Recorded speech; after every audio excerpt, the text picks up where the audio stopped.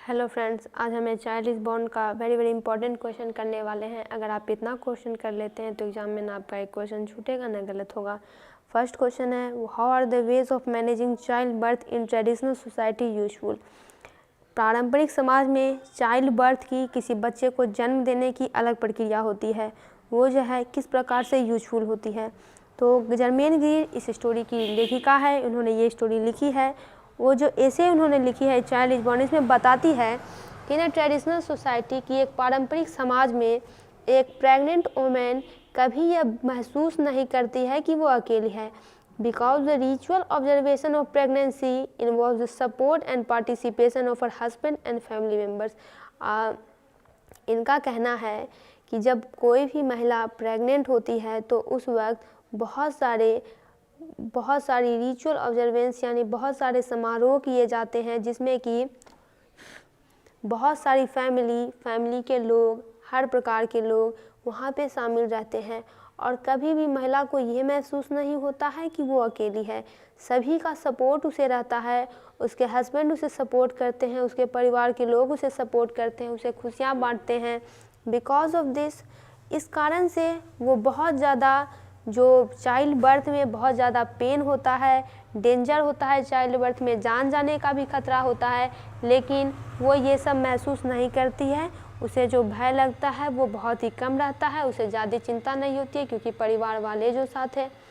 What is immediate impact of poverty in the medical field. Poverty यानी गरीबी, medical field में गरीबी का इमीडिएट यानी तुरंत होने वाला प्रभाव क्या है। Most of the poor patients have not got the expensive drugs. बहुत सारे जो पुअर पेशेंट्स होते हैं, गरीब लोग होते हैं, उनके पास पैसे नहीं होते हैं, तो वो बहुत महंगे दवाइयाँ नहीं ले सकते हैं। स्पार्किंग इक्विपमेंट, बहुत सारे इक्विपमेंट वो नहीं ले सकते हैं। एंड लॉट्स ऑफ इलेक्ट्रिसिटी, इन सब का उन्हें अभाव रहता है। Most of which they have got insufficient quantity, though the allopathic doctors are dependent upon this thing. तो इनका कहना है कि मेडिकल फील्ड में अगर कोई गरीब रहता है तो उसे दवाई की ज़रूरत पड़ती है, लेकिन गरीब लोग दवाई कहाँ से देंगे, जबकि एलोपैथिक डॉक्टर, क्योंकि एलोपैथिक डॉक्टर का ज़्यादा से ज़्यादा एम रहता है कि हमें पैसा लेना है, गरीब लोग उन्हें पैसा कहाँ से दे पाएंगे, तो गरीब लोगों के पास इन सब चीज़ों का अभाव हो जाता है। How are the Bangladeshi children look after यानी देखभाल करना। बांग्लादेश के जो बच्चे होते हैं, बांग्लादेश दूसरा देश है, उनके बच्चे को देखभाल कैसे किया जाता है। तो Bangladeshi children are looked after by the whole family jointly. वहाँ जॉइंट फैमिली का सिस्टम होता होगा, तो पूरे परिवार के लोग जो मिल के रहते हैं उन सब बच्चों की देखभाल करते हैं। One of women gives up their bath, उन्हीं में से कोई महिला होती है जो बच्चे को नहला देती है, दूसरी औरतें उनको खाना खिला देती हैं। और जो बच्चे होते हैं वो बहुत ही सिंपल थिंग्स, बहुत ही सामान्य चीज़ों के साथ खेलते हैं जो कि उनके पेरेंट्स के द्वारा उन्हें दे दिया जाता होगा। बहुत ही सिंपल थिंग, कोई हाई फाई खिलौना उन्हें नहीं चाहिए होता है। They don't need expensive toys to play with, वो ऐसा जिद नहीं करते हैं कि मुझे बहुत महंगे खिलौने दो, मैं इसी के साथ खेलूँगा। All of them together listen to story told by their aunt, उन सब में जो सभी है कुछ ना कुछ कहानियाँ सुनते हैं जो कि उनके आंट के द्वारा, चाची के द्वारा कहा जाता है। और क्वाइट कॉमन होता है, सामान्य होता है, वो उन लोगों को बड़ी माँ बोलते हैं या फिर वो उन लोगों को छोटी माँ बोलते हैं। हॉर द वेज ऑफ, वही क्वेश्चन रिपीट है कि किस प्रकार से ट्रेडिशनल बर्थ में सोसाइटी में जो बच्चे पैदा होते हैं वो यूज़फुल है। तो और क्वेश्चन है कि ट्रेडिशनल सोसाइटी में बहुत प्रकार के तरीके होते हैं चाइल्ड बर्थ के। मदर्स को जो है सांस्कृतिक रूप से, सामूहिक रूप से सपोर्ट किया जाता है, उसे उसके हस्बैंड द्वारा केयर किया जाता है, उसकी देखभाल की जाती है, उसके रिलेटिव्स, परिवार के दूसरे लोग भी महिला की बहुत सपोर्ट करते हैं, इज्जत करते हैं, देखभाल करते हैं। आगे है, what is the reward of pregnancy for a young Sylheti women. जब भी कोई सिलहती वुमेन जो कि प्रेग्नेंट होती है और जब वो बच्चे को जन्म दे देती है तो उसे कुछ रिवॉर्ड मिलता है, उसे इनाम दिया जाता है। वो इनाम क्या होता है, जर्मेन गिन बताती है कि young pregnant Sylheti women goes to her mother house. एक जवान सिलहती वुमेन अपनी माँ के घर चली जाती है जब लास्ट 5 मंथ बेबी के बचे होते हैं डिलीवरी में, तो वहाँ पे उसके पास ये अपॉर्चुनिटी यानी अवसर होता है कि वो अपने भाइयों के साथ रहे, अपनी बहनों के साथ रहे। वहाँ पर उसे सारी अटेंशन यानी देखभाल और केयर देखभाल मिलती है। In fact whole period of pregnancy is a period of celebration.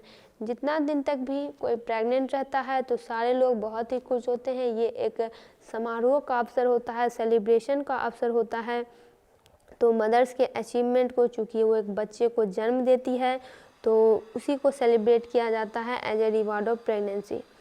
A pregnant woman in a traditional society does not feel that she is alone. Traditional society यानी पारंपरिक समाज, जो समाज पहले से चला रहा है, जो कि पति पत्नी माता पिता सब साथ में रह रहे होते हैं, तो ऐसे में महिला अकेला नहीं महसूस करती है। तो ऐसा क्यों है? जर्मेन ग्रीन बताती है कि किसी भी पारंपरिक समाज में एक प्रेग्नेंट वुमेन ऐसा कभी महसूस नहीं कर सकती है कि वो अलोन है, क्योंकि पहले भी ये क्वेश्चन था, क्योंकि बहुत सारे समारोह आयोजित किए जाते हैं जिसमें कि परिवार के लोग बड़े ही खुशी से सपोर्ट करते हैं, उसके हस्बैंड सपोर्ट करते हैं, फैमिली सपोर्ट करते हैं। तो जो पॉसिबल पेन होने वाला होता है, चाइल्ड बर्थ में जो डेंजर होने वाला होता है, उसके बारे में वो नहीं सोचती है। सोचती है मेरा तो पूरा परिवार मेरे साथ है, मुझे क्या हो सकता है। What is the worst impact of western medicine in traditional society?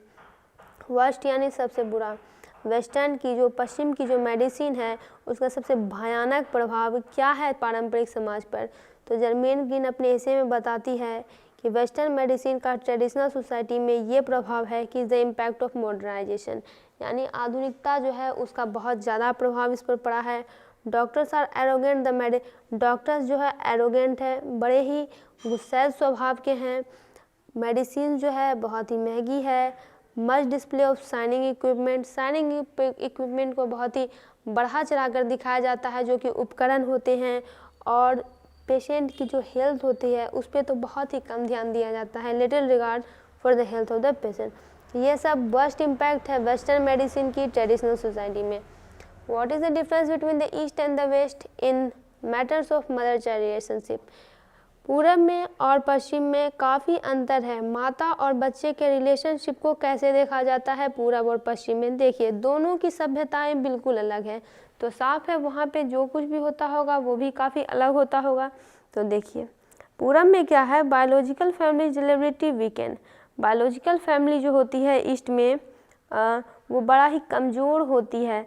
Sexual relation between the spouses are perfunctory and exploitative. पति और पत्नी के बीच जो रिलेशंस होते हैं वो एक्सप्लॉयटेटिव होते हैं। आप ये कह सकते हैं कि ख़त्म होने वाले होते हैं।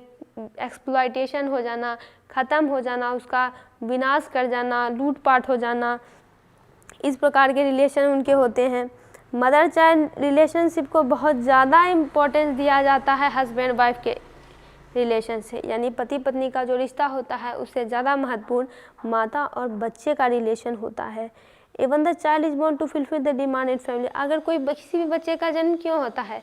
ताकि जो भी घर में एक सदस्य बढ़ जाता है, और जो भी घर की दिक्कतें होती है, परेशानियां होती है, उसको अब वो बच्चा भी धीरे धीरे बड़ा होकर डील करना सीख लेगा। ऐसे तो बहुत सारे कारण होते हैं, लेकिन यहाँ पे ये कारण दिया गया है। वेस्ट में क्या होता है, हस्बैंड वाइफ जो है बहुत ज़्यादा फ्रीडम और व्यक्तिगता यानी इंडिविजुअलिटी इंजॉय करते हैं, बहुत ही ज़्यादा खुश रहते हैं वो लोग, उनका रिलेशनशिप बहुत हायर होता है। बायोलॉजिकल फैमिली वहाँ पे वीकेंड नहीं होती है, कमज़ोर नहीं होती है। आगे है, white Sudanese women officials stop going to the international conference. Sudan की जो महिलाएं हैं सुडान की जो महिलाएं हैं उन्होंने इंटरनेशनल कॉन्फ्रेंसेस में जाना बंद कर दिया है। क्यों बंद कर दिया गया है? क्योंकि they are turn with own life instead of being consulted.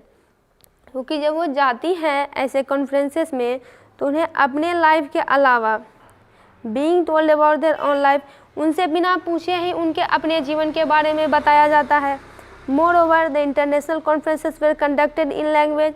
एक और कारण है कि इंटरनेशनल कॉन्फ्रेंसेस ऐसे लैंग्वेज में वो लोग कंडक्ट करवाते हैं कि वो लोग ठीक से बोल भी नहीं पाते। तो उन्होंने क्या किया, विड्रॉ कर दिया कि नहीं भाई हम इसको बॉयकॉट करते हैं, हम इसमें जाएंगे ही नहीं और हम कुछ बोलेंगे ही नहीं। साइलेंट अपोजिशन, चुपचाप बर्दाश्त कर लेंगे, ना बोलेंगे ना शोर शराबा होगा। क्यों बोलेंगे, जाना ही मना है, ना वहाँ जाएंगे ना वहाँ की बात को सुनेंगे। दोस्तों इसका पूरा वेरी इंपॉर्टेंट क्वेश्चन कंप्लीट हुआ, आप इसका तुरंत स्क्रीनशॉट ले लीजिए। बाकी जितने भी चैप्टर्स है सभी के ऑब्जेक्टिव सब्जेक्टिव अपलोड कर दिए गए हैं। वीडियो को लाइक करें, चैनल को सब्सक्राइब करें।